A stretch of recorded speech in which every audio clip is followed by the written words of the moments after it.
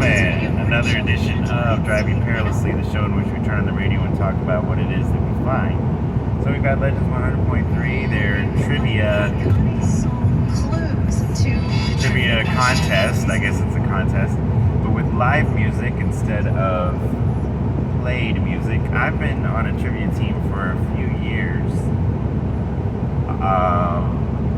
That stopped when COVID showed up. And we've been to several locations, and the team has changed. You know, it has a rotating group of people that show up, and some people we've lost touch with. 2 people have left the planet. A few people, one lady moved, a few people have lost touch. But we played a couple weeks ago, which was probably at our, I don't know, maybe 5th location. But Legends is having their own version with a live singer that sounds awesome. I will not be attending. I have rehearsal tonight. So I had 3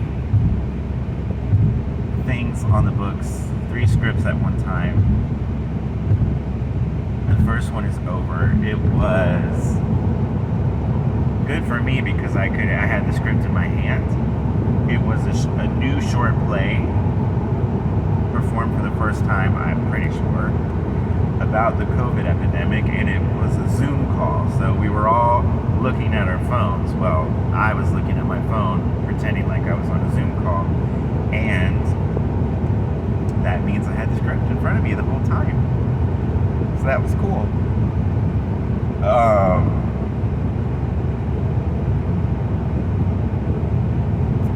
Very rarely do I perform with the script in front of me. There is something called a staged reading, where actors have the script in front of them. And then there was the staged reading I had, which we didn't have the scripts in front of us. It had more costumes and sets than any other show ever, but it was called a staged reading. But a real staged reading, you have the script in front of you, so it's pretty rare to do that. But I wonder if I personally act better with that crutch than without it. It's interesting. I had trouble with some of my lines with The Wizard of Oz and 9 to 5, but no trouble at all in Addams Family, which was a much bigger part. It has something to do with the venue and the other people around and the respect one holds for the performance or something. Anyway, so let's see what else is on the radio. Hi, this is Dr. Tom Ashton. Are you suffering from swollen legs? No, thank God.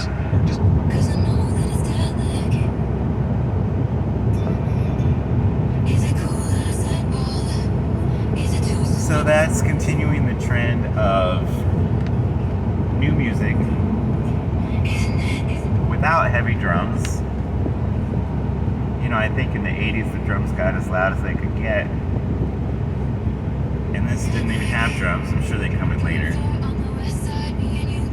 And the voices got as raspy as they could get. So she's got a nice little, here's the drums. Got a nice little whisper going on there. A return to melody. I'm starting to appreciate modern music. A little. Next.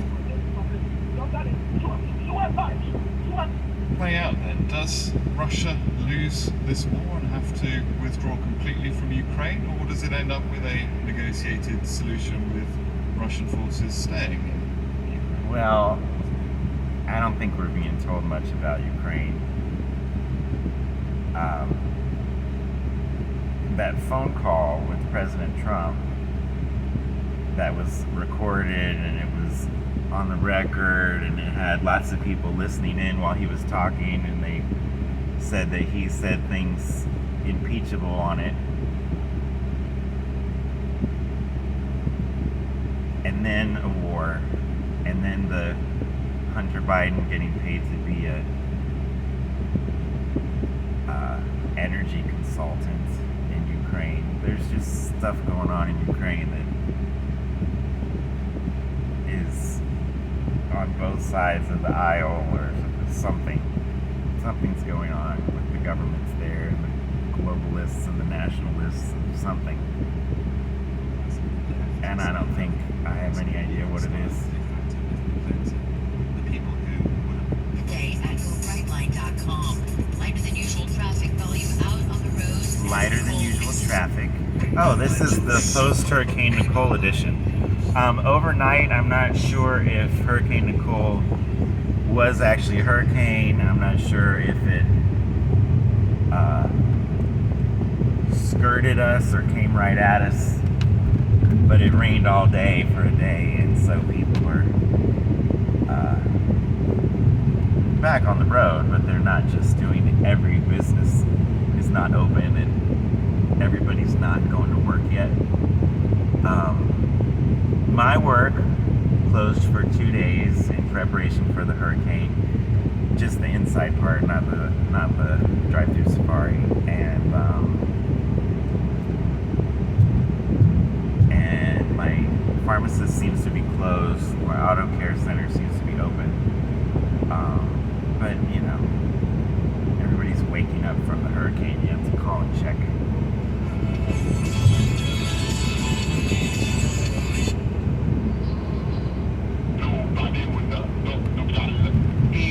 Algunos eventos de diferentes parques en memoria de nuestros veteranos caídos. My car's having an issue.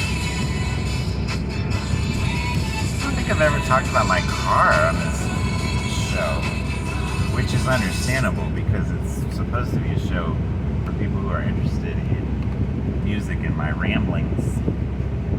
But my ramblings about my car? Who's interested in that? But it's also a